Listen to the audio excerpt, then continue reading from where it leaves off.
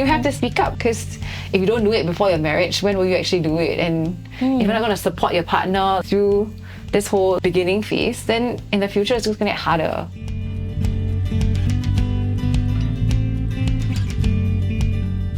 Hello and welcome to the Connect to Marriage podcast. I'm Jo and I'm your host for this episode.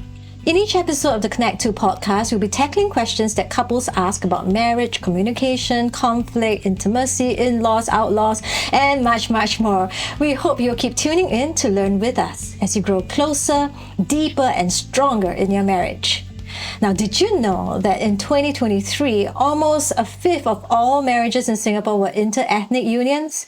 That amounts to almost 5,000 couples a year. And so today, we are going to explore the unique opportunities and challenges that come with interracial marriages. And we'll share some practical tips on how to build a sense of oneness, unity, and also, of course, by extension, the strong community around the marriage unit. And to unpack our topic today, I'm excited to welcome back into the studio Jason and Mariko. Now, just by virtue of their names, you might be mistaken like me, and you don't have the opportunity to see them face to face. But I actually thought that, Mariko was the one who is non-local and non-Singaporean, but actually Jason is the one. Okay, so welcome to the Connect to podcast, Jason and Mariko. Or maybe you can share a little bit about yourself so our listeners can know you better. I'm Jason. I was born and raised in India. I was born in the city of Chennai. I was born into a Christian family, grew up as a Christian, and then finished my undergrad there in bachelor's in engineering.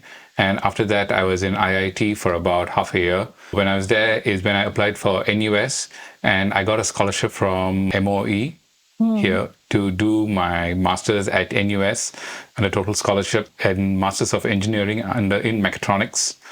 And that's how I came here. And then when I was comparing between doing masters in India and Singapore, I think my parents were also very encouraging to ask me to go and venture exposure in another country and see if I could build a better future for myself there.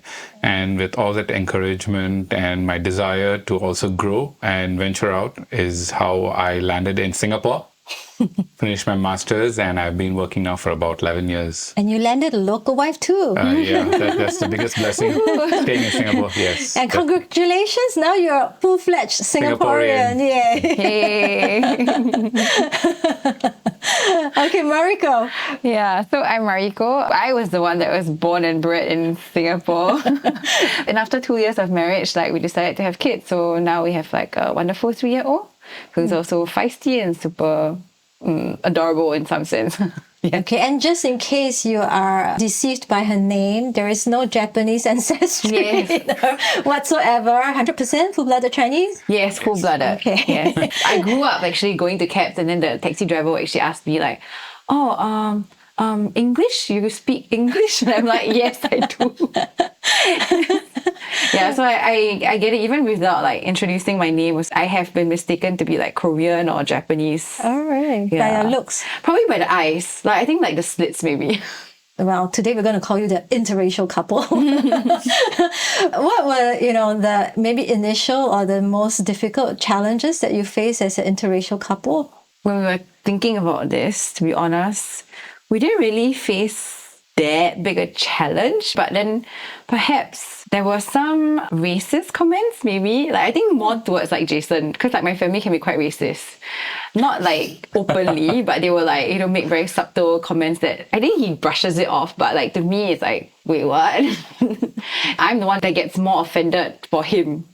Even though he's pretty okay with it. I think maybe one of it was that by my dad, when he wanted to marry me, then my dad actually asked him, are you marrying my daughter for PR or do you genuinely love her? Oh. Yeah. Because I thought that's a joke, right? Yeah. But only then when I went and I spoke and I understood there's actually cases like this that happened in the past. Yeah. And then I understood that's where the dad is coming from. Yeah. Yeah. So he was assured that you're not scammed. Yeah. And it's fair enough. I mean, as a father, he's concerned about his daughter. And that's a very good question to ask. Yeah. So why not? Sounds like you're going to ask your daughter's future husband this very same question when it comes to her turn. I'll be stalking her for the first few dates, I guess. He's probably gonna be one of those like fathers that like jack themselves up to like intimidate the like future son-in-law. Make sure to put an air tag on her. So it sounds like when you both, because I understand you met online and you already knew that you were, of a different race, right? Yeah. Yeah. Yeah, so that was no surprise. I mean, it's not like, you see each other, in person for the first time, like, oh, no. Yeah. That's true.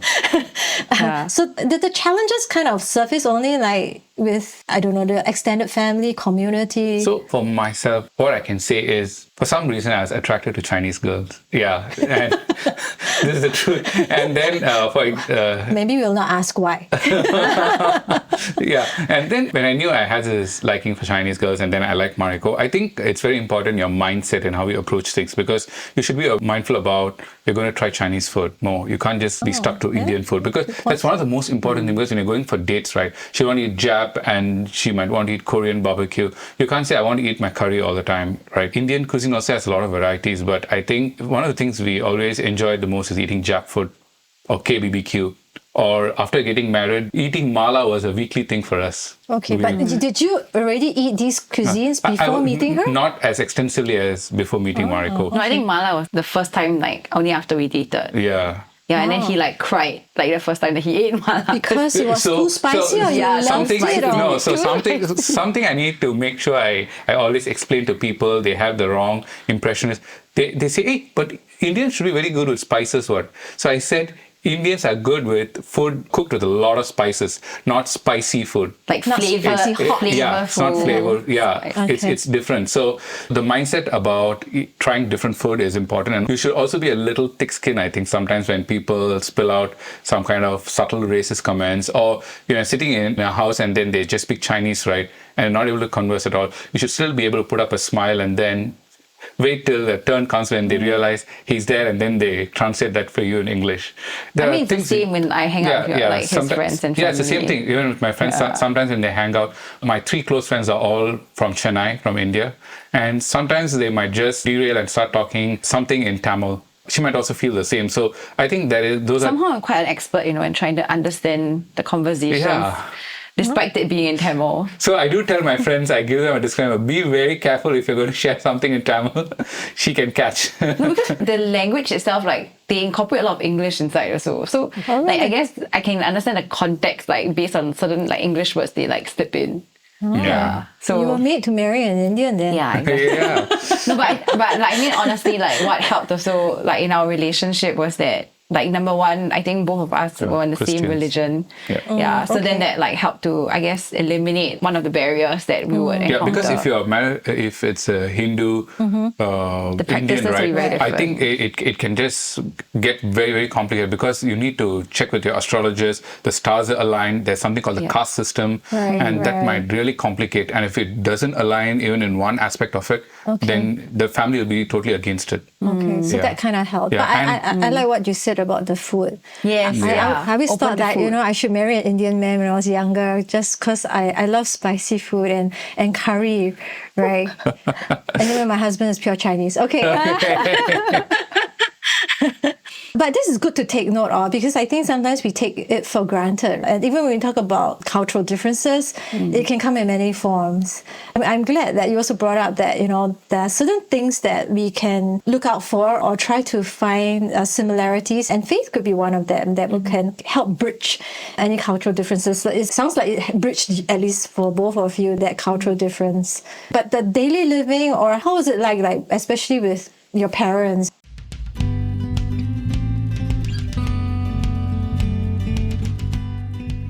The early years of marriage are filled with unique challenges and opportunities for growth. What happens after saying I do? At the Connect to Just Married workshop, you will gain practical tools to work through differences and conflicts and learn ways to keep the romance alive. If you have been married for 5 years or less, this workshop is for you. Get more information at www.family.org.sg/C2JustMarried.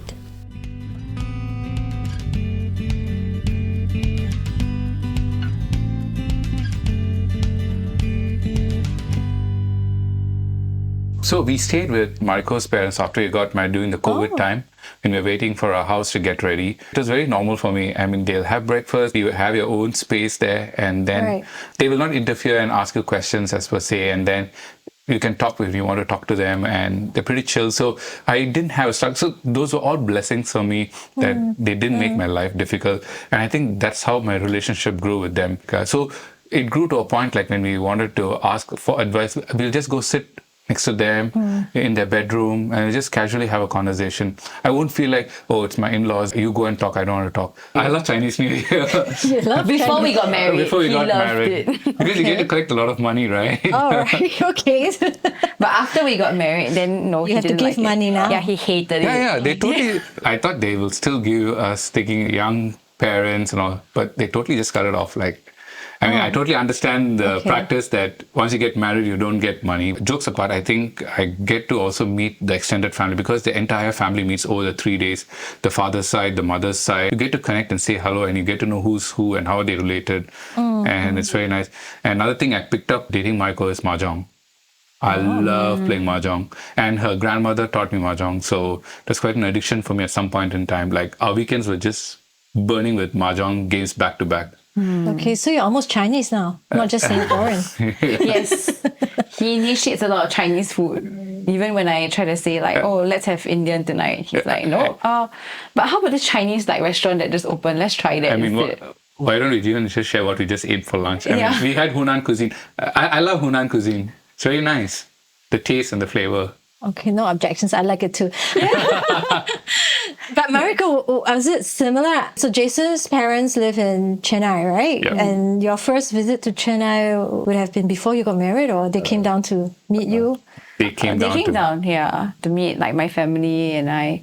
But then for the wedding itself also, we had like a ceremony in India as well. Oh, okay. Yeah, I think that was the first time that I went to Chennai to actually see like his family house and like the extended family and everything. And whenever we go back, it feels like a Chinese New Year all over again. We would have to go and meet like different relatives, even like the extended family. Even like when we go to his church also, because his parents attend 2 different churches, then we would have to go to 2 different churches. And everybody in the church is like their family like that. So we would have to make time in the church itself to meet and talk to everybody. Even our wedding ceremony, it felt like, you know, like how the Malays have their wedding ceremony where the couple's on the stage and the guests just come over to like greet the couple, right? The Indian like wedding ceremony that we had was exactly like that. So we had to stand on the stage for like 2-3 hours just greeting all the guests that like would come by like and have like small talks with us, exchange like their blessings in that sense. Yeah, so I think that was an experience. That was truly an experience. I think I was wearing my shoes. Yeah, no, I was wearing my like high heels, and then like at the end of the night, I was just like, I cannot wear it anymore. I need to sit down. I need to take it off and like hide under like the lehenga that I was wearing or so. So I'm so glad that the lehenga was like long enough so that it covered my feet. Not then it would have been considered disrespectful. I just suddenly like I lost 3 inches maybe, and he's so tall, so the drop, yeah, it's very obvious. Were you prepared for that? Or? I mean, they tried to brief me about it. They do try their best. Like, his family really tried to tell me what to expect. But the length and the extent of it is also something that I don't think you can actually prepare yourself for. It can be very overwhelming and tiring as well. So every time before we go to India, then like we'll have maybe like 2 or 3 weeks of like prep work.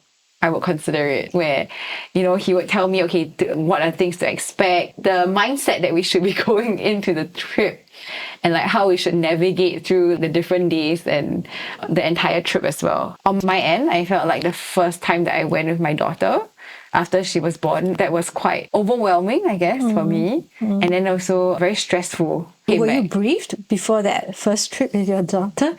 I don't think it was that much of briefing. I think we learned after the first trip what kind of conversations we needed to have, what kind of like prep work we needed to do. Each trip gets better and better with more communication, more experience. So pre-trip briefing is necessary. Yes. I think it depends on the personality of the person. I think for Mariko, briefing is essential. Especially because, again, it's a very sensitive situation, right? You're going and seeing your parents after like about 6 months or 1 year.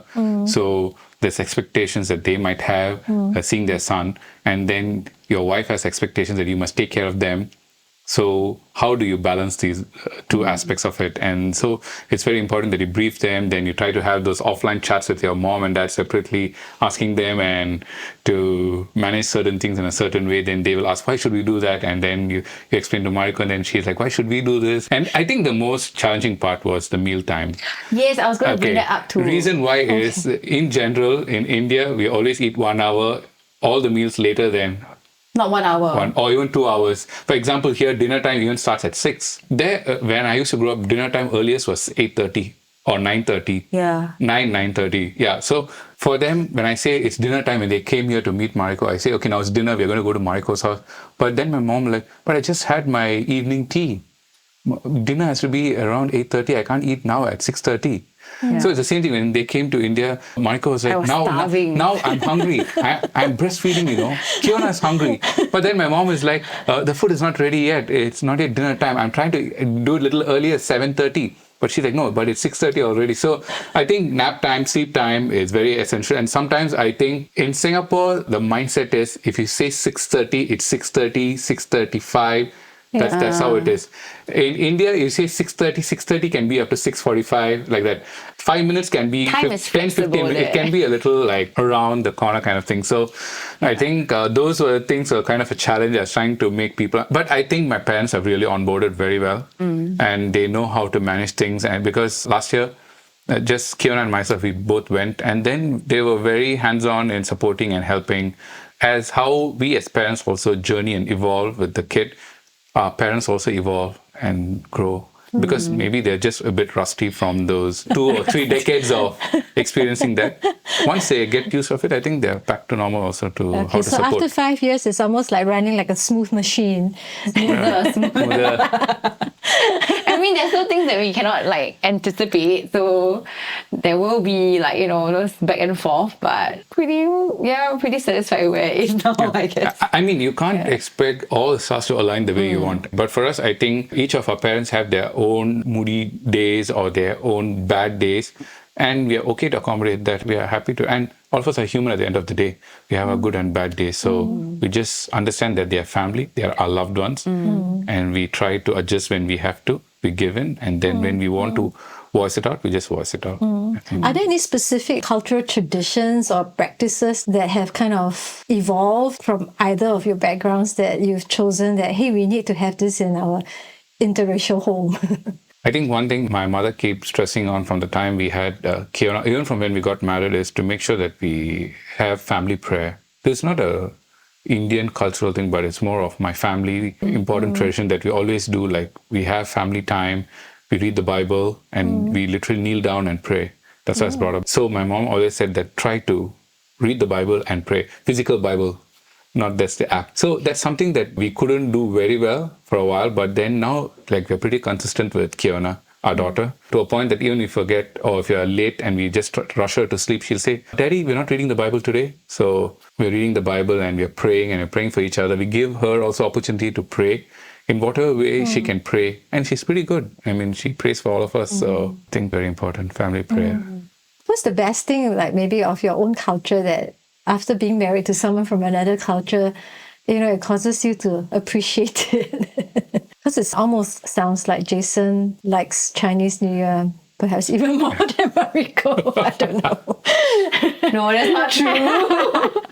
During Chinese New Year, there's always a point of contention of why do we need to go to so many people's houses? And we'll meet them all in one house or so what? Why do we need to make that special trip down this specific person's house? We already saw them yesterday already. Tomorrow also need to see them again. The next day also see them again. Why? Why so many times?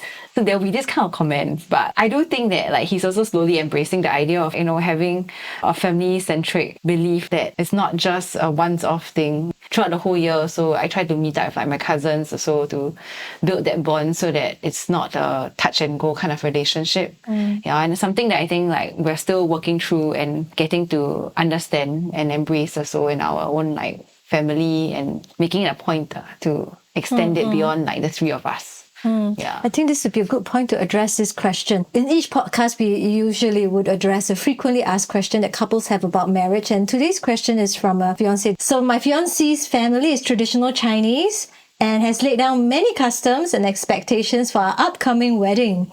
causing some tension and disagreements in the planning process. While we wish to give our elders respect, we also have our preferences as to how a wedding should be like.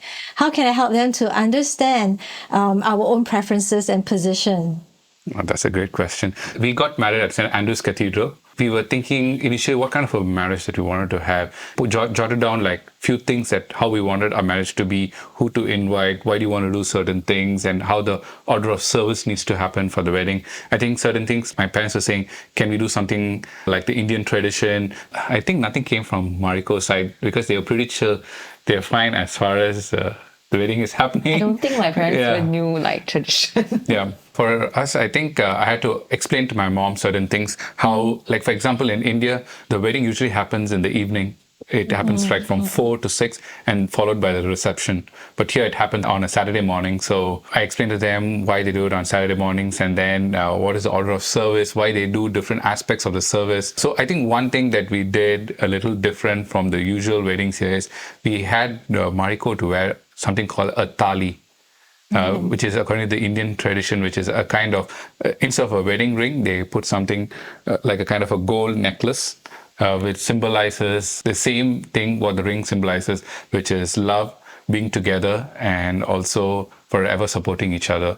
So I think that is something that my mother requested, can you please have this? And my parents made the gold thali in India, and they got it blessed by the pastors there in the church, and they brought it here. So that's something that we did. One of the main reasons why we wanted to have a bigger space, we were able to get cathedral and accommodate more people is because we wanted to invite a lot of non-Christians to our wedding and experience. And then we were able to have that opportunity to do missions during our wedding service. Yeah, but I think in order to, I guess, address this question is probably to maybe align with your partner about like your expectations for the wedding first, and then sit down with both sides of the family to share your opinion of what kind of marriage you envision, and then work through like what can be worked out from like, each side's expectations. Maybe it can, be accommodated, then why not? Make it less tiring and less stressful for everybody. Because at the end of the day, like a marriage, wedding ceremony is supposed to be like a fun and joyous kind of experience. So if you have so many points of like contention, then imagine like your life ahead. That will be even more stressful and more tiring. So if you can lose a small battle to win the war, why not? So where you can accommodate, but basically you need to bring everybody together. You try to bring them, because I think it also depends on individuals, because there are certain individuals who would say, this is one time thing that happens in my life and it has to be the way I want it to be. And then there are certain couples who would say, okay, let's just accommodate this because my parents wanted to accommodate so that they're also happy, we're also happy. So I think at the end of the day, what kind of a person you are, but I think you should try your best to come in between so that you're able to somehow accommodate your parents, or at least help them to understand why you do not want something to happen, or are you able to accommodate certain traditions. I mean, accommodating traditions sometimes I think is wonderful because that's how you embrace your partner's culture, right? I embrace the gate crash thing. Oh, yes, that Chinese weddings day. It was one kind of an experience that I would always remember, with all the chilies and having to pay a lot of money to get inside the house. I think because at the end of the day, from my understanding of this, is you are getting married to a person that you love and that you want to journey on the rest of your life with. For me, I don't see marriage as something that I would ditch like halfway if it gets tough and stuff, right? So I would want to work things out no matter what. And if like, an obstacle of having your parents bring in their opinion, if it's something that, it's so minor, you just look past, why not look past it? Like if it's just maybe, having your gown to be a certain gown instead of one that like a heart-shaped, sweetheart line thing, and then your in-laws want it to be more covered up. If you can get past it, just live with it. And then next time you want to dress up, you dress up however you want.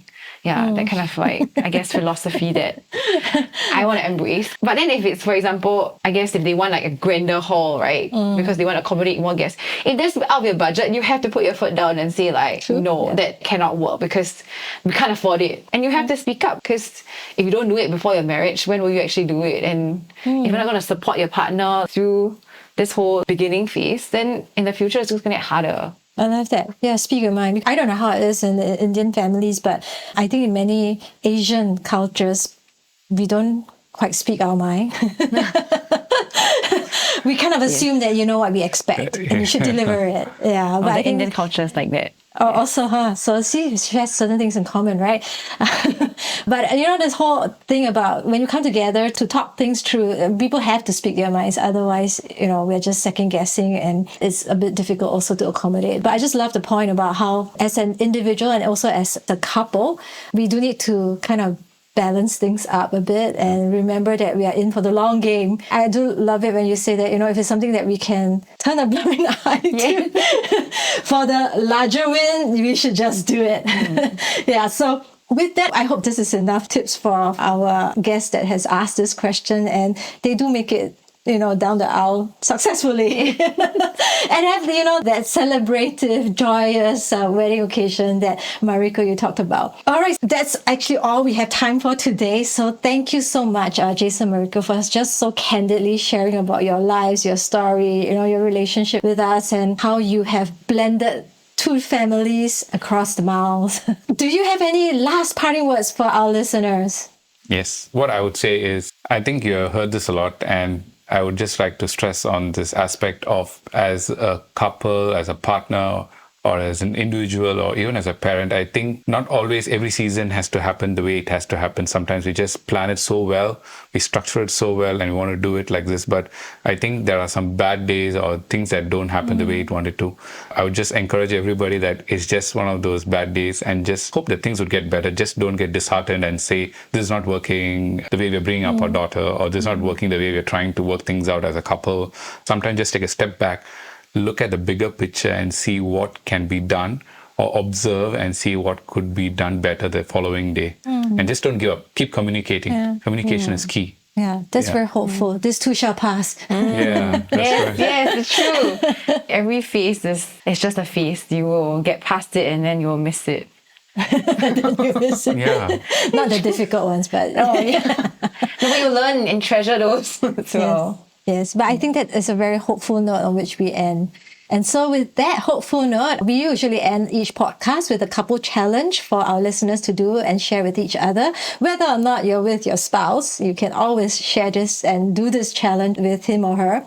Take a few minutes to think through and discuss, maybe even write down a family tradition. It may not be because you're from different races or cultures by virtue of the fact that you represent different families, but what is a family tradition that is important to each of you and that you might want to continue incorporating into your family? Yeah, so have a little chat about that. And that's all we have for today. We hope you found our episode helpful and encouraging.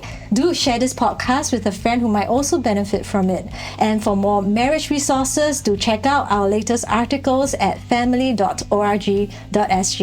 Thank you for tuning in, and don't forget to take care of yourself and your spouse.